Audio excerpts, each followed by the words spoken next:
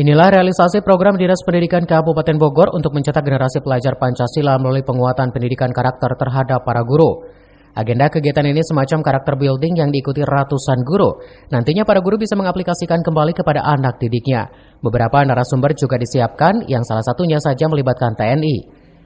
Kegiatan pembentukan karakter ini merupakan program berkala Disdi Kabupaten Bogor melalui seksi pendidik dan tenaga pendidikan. Kegiatan kali ini diikuti ratusan guru PAUD se-Kabupaten Bogor dan sudah berjalan beberapa gelombang di setiap tahunnya.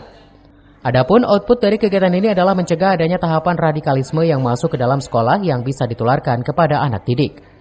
Sebelumnya, kegiatan pendidikan karakter ini dibuka langsung PLT Bupati Bogor Iwan Setiawan dan disaksikan langsung Kadis di Kabupaten Bogor Juanda Dimansyah.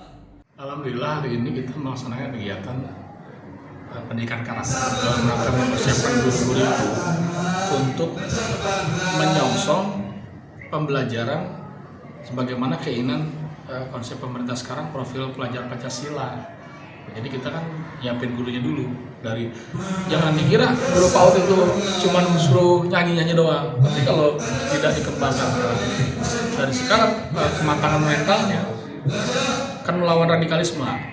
Dari sejak dini itu anak PAUD itu jangan dikira kalau kita nyeleneh, ya kan, masuk ajaran-ajaran yang berkedok gitu ya, dan suatu kegiatan, suatu apa gitu kan, yang intinya ternyata mencuci otak, ternyata memasukkan asas-asas yang nggak bagus di negara kita gitu ya. Nah dari sekarang ini disiapkan guru-gurunya kita kita langsung bertanya langsung dari kita bekerjasama dengan Kodim 0621 Kabupaten Bogor, ya kan?